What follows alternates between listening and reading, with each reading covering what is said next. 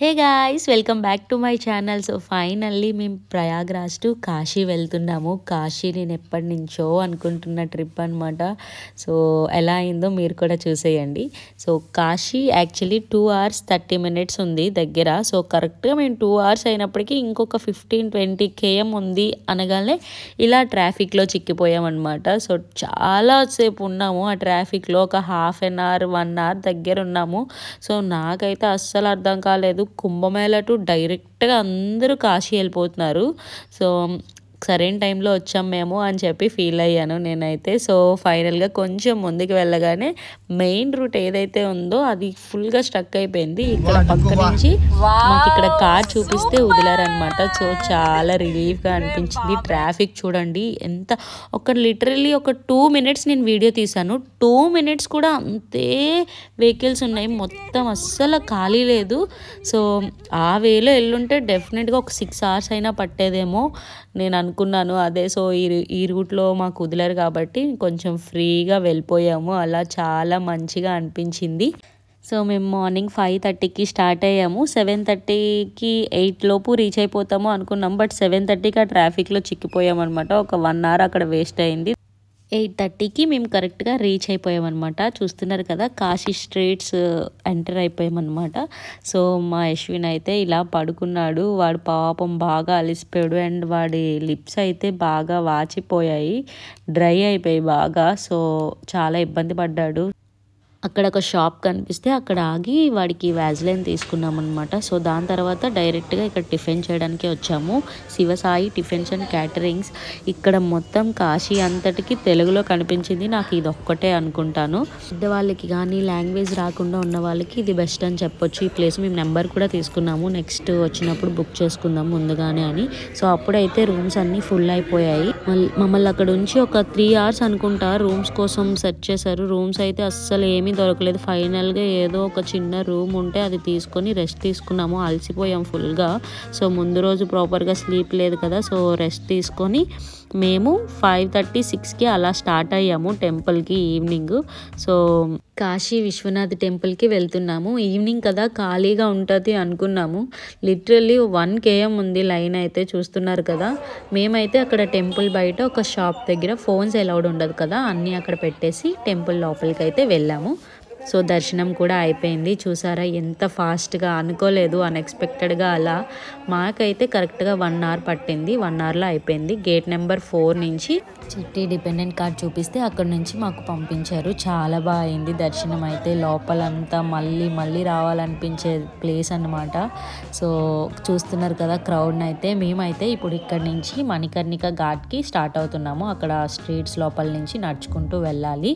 So అక్కడ famous food వచ్చేసి మలైతో చేస్తారు. దాని పేరు నాకు సరిగ్గా తెలీదు. మలైతో అయితే చేస్తారు. స్వీట్స్ అంటే ఇష్టమైన వాళ్ళు ఖచ్చితంగా ట్రై చేయాలంట. వీళ్ళు ట్రై చేశారు. నేనైతే నాకు స్వీట్స్ అంత ఇష్టం ఉండదు కాబట్టి ట్రై చేయలేదు. సో యాజ్ యూజువల్ మనం ఎక్కడికి వెళ్ళినా మన ఫుడ్ మనకే నచ్చుతుంది అన్నట్టు, ఎక్కడికి వెళ్ళినా అంతే కదా, కొంతమందికి అలానే ఉంటుంది. సో నేనైతే పానీపూరి తిన్నాను, వాళ్ళైతే ఆ స్వీట్ని ట్రై చేసి తిన్నారనమాట. బాగుందట. నాకైతే ఏమో తెలీదు, నేను అసలు టేస్ట్ కూడా చేయలేదు అది. సో అలా మణికర్ణిక ఘాట్ అయితే రీచ్ అయిపోయాము. సో అక్కడైతే నాకు నిజంగా గూస్ బంప్స్ వచ్చాయి. చనిపోయిన వాళ్ళకి దహన సంస్కారం చేస్తారు కదా, సో అక్కడ అలా దహన సంస్కారం చేస్తే వాళ్ళు ఖచ్చితంగా మోక్షాన్ని పొందుతారంట. అక్కడి నుంచి వ్యూ అయితే అలా ఉంది. అండ్ ఇదే అయితే నాకైతే అక్కడ ఏవేవో ఆలోచించాను నేను. సో మన సైడు కొంతమంది ఎలా అనుకుంటారంటే చనిపోయిన వాళ్ళ దగ్గరికి వెళ్ళకూడదు, వాళ్ళ భోజనాలు తినకూడదు, ఇది అది అంటారు. మరి ఇలాంటివి చూసాక ఏం ఆలోచించాలి అంటే, ఒక గుడి ఉండే ఒక పవిత్రమైన ప్లేస్లో ఇలా దహన సంస్కారం చేస్తున్నారు. సో దీన్ని కూడా ఒక పవిత్రమైన శ్మశాన వాటికగా పరిగణిస్తారు. సో ఇలాంటివి చూసాక కొంచెం మారాలి అనిపిస్తుంది. సో అక్కడ నుంచి కొంచెం టైం స్పెండ్ చేసాము. సో అక్కడ నుంచి అన్ని ఘాట్స్ వాకబుల్. సో అలా నడుచుకుంటూ మొత్తం అన్నీ మనం చూడొచ్చు. సో మేము అక్కడైతే చాలా టైం స్పెండ్ చేసి, ఎంత పాజిటివ్గా ఉందంటే చాలా ప్రశాంతంగా ఉంటుంది. అంతమంది ఉన్నా మాకైతే చాలా బాగా అనిపించింది. అండ్ అక్కడ మేము మునగలేదు కాబట్టి అక్కడ వాటర్ జల్లుకుంటున్నాము అట్లీస్ట్. సో మేము వచ్చేది నైట్ కాబట్టి సో అక్కడ వాటర్ జల్లుకొని ఇంకా వెళ్ళిపోదాము అని చెప్పి, ఏమో ఆ శివయ్య ఆజ్ఞతో మళ్ళీ రావాలి అని మనస్ఫూర్తిగా కోరుకున్నాను నేనైతే. నాకెప్పుడు అలా అనిపించలేదు, అంటే వెళ్ళిన ప్లేస్కే మళ్ళీ వెళ్ళాలి అని ఎప్పుడు అనిపించలేదు. బట్ కాశీ వెళ్ళాక మాత్రం నాకు నిజంగా వచ్చిన నెక్స్ట్ డే మళ్ళీ వెళ్ళాలి అని చాలా చాలా అనిపించింది. నాకు ది బెస్ట్ ప్లేస్ అని చెప్పొచ్చు. బట్ చాలా మిస్ అయ్యాను ఆ ప్లేస్లో. నేను గంగా హారతి మిస్ అయ్యాను, బోటింగ్ మిస్ అయ్యాను, అండ్ చాలా విజువల్స్ని మిస్ అయ్యాను. అండ్ ఐ హోప్ నేను మళ్ళీ త్వరలోనే వెళ్తాను అని అనుకుంటున్నాను. సో అక్కడి నుంచి అయితే మేము నడుచుకుంటూ అలా దశాశ్వమేధ ఘాట్కి వెళ్తున్నాము. సో అక్కడ గంగా హారతి జరుగుతుందంట. సో అలా మాట్లాడుకుంటూ అలా వాక్ చేసుకుంటూ చాలా దూరం అలా నడిచాము. సో అలా వెళ్తుండగా ఒక్క దగ్గర చాలా చీకటిగా అనిపించింది నాకైతే. ఏంటి ఇంత చీకటిగా ఉంది అని చెప్పి ఫీల్ అయ్యాను. ఇప్పుడు చూపిస్తాను చూడండి మీకు అది. సో ఒక్కసారిగా నేను భయం వేసింది అనమాట నాకు. యశ్విన్ అయితే ఏడ్చాడు. అఘోరా బాబాలు అంటారు కదా, సో వాళ్ళు అక్కడ చిన్న లైట్లో వాళ్ళు అక్కడ లైన్గా కూర్చున్నారు. ఒక్కసారిగా వెళ్ళి బ్లెస్సింగ్స్ తీసుకున్నాము. అండ్ ఇదైతే దశాశ్వమేధ ఘాటు. ఇక్కడ గంగా హారతి జరుగుతుందట. చూసారా, గంగా హారతి ఆగిపోయినా ఎంతమంది ఉన్నారో అక్కడ. చాలా బ్లెస్సెడ్గా ఫీల్ అయ్యాను నేను. అండ్ అలాగే మిస్ అయ్యానని కూడా చాలా చాలా బాధపడ్డాను అక్కడ. అండ్ అక్కడైతే నేను ఈ బొట్టు పెట్టించుకున్నాను. సో ఎంత బాగా అనిపించిందో, ఎంత పాజిటివ్గా ఉందో అదంతా. ఆ ప్లేస్ అయితే నాకు చాలా చాలా నచ్చింది. త్వరలోనే మళ్ళీ వెళ్తాను నేను ఖచ్చితంగా. అండ్ ఈ దశాశ్వమేధ ఘాట్ అనేది వారణాసిలో మెయిన్ స్నానఘట్టం అన్నమాట. అలానే శివుడిని వెల్కమ్ చేయడానికి బ్రహ్మ అనేవారు దానిని సృష్టించారట. సో అలా కొన్ని తెలుసుకున్నాను అక్కడ దానికోసం.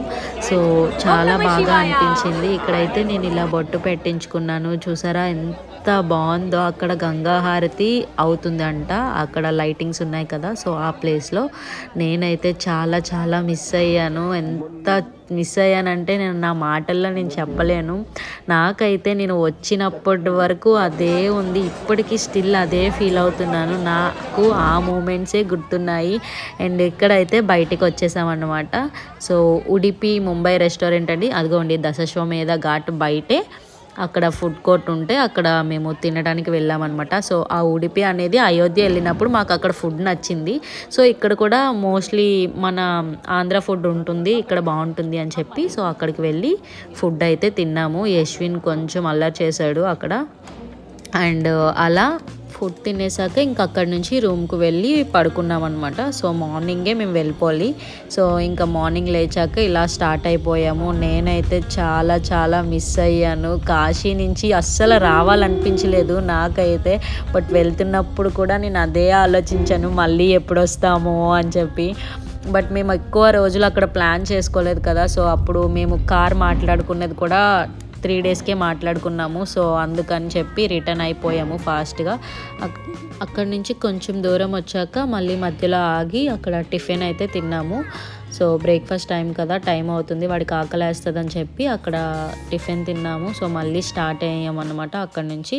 సో మళ్ళీ వెళ్తున్నప్పుడు మళ్ళీ అగైన్ సేమ్ సిచ్యువేషన్ అనమాట. ఎక్కడ పడితే అక్కడే అలా ట్రాఫిక్ జామ్ అయిపోతుంది. ఆ ట్రాఫిక్లో ఒక 4 hours అలా ఉండిపోతున్నారంట ఒక్కొక్క దగ్గర అయితే. మేమైతే అక్కడ డిపెండెంట్ కార్డ్ చూపించి మళ్ళీ అలా వేరే రూట్లో అయితే వెళ్ళాము. అలా చాలా దగ్గర అలానే అయ్యింది. ఒక 3-4 times అయితే అలానే ఆపారు. అండ్ నాకైతే వచ్చిన దారిలో కూడా ఆ కాశీ మూమెంట్సే గుర్తున్నాయి. సో మళ్ళీ ఎప్పుడు వెళ్తాను, మళ్ళీ ఎప్పుడు చూస్తానా అని చెప్పి. సో మీరైతే అలా రిగ్రెట్ ఫీల్ అవ్వద్దు, నేను ఫీల్ అయినట్లు. నేనైతే రిగ్రెట్ ఫీల్ అవుతున్నాను కొంచెం. అండ్ అలానే కొంచెం హ్యాపీగా కూడా, ఎందుకంటే శివయ్య ఆజ్ఞ లేనిదే ఎంతవరకు రాలేము అని చెప్పి నేనైతే అది నమ్ముతాను. ఎందుకంటే నేను ఇప్పటి వరకు 2 times కాశీకి టికెట్స్ బుక్ చేసుకొని ఆగిపోయామన్నమాట. సో అలా కొన్ని కారణాల వల్ల. సో ఇప్పుడైతే అలా కాదు కదా, వచ్చాను ఇంతవరకు, దానికి నేను చాలా హ్యాపీగా ఫీల్ అయ్యాను. అండ్ మీరైతే నెక్స్ట్ టైం అలా రిగ్రెట్ అవ్వకుండా ఉండాలి అంటే మినిమం 3 nights అయినా అక్కడ స్టే చేసేలా చూసుకోండి, చాలా బాగా అనిపిస్తుంది. అండ్ అలానే వేరే ప్లేస్ నుంచి కాకుండా ఓన్లీ కాశీకే ప్లాన్ చేసుకోండి, అప్పుడు సాటిస్ఫై అవుతారనమాట. సో ఇలా మేము వెళ్తుండగా చాలా దగ్గర ట్రాఫిక్ జామ్ అయిపోయిందనమాట. అలా రూట్స్ మార్చుకుంటూ వచ్చాము. సో ఇది మా జర్నీ అయితే. మీకు ఎలా అనిపించిందో కమెంట్ చేయండి. అలానే నా వీడియోస్ కనుక మీకు నచ్చితే లైక్ చేయండి, షేర్ చేయండి అండ్ సబ్స్క్రైబ్ చేయడం మాత్రం మర్చిపోవద్దు. See you in the next video. Bye bye.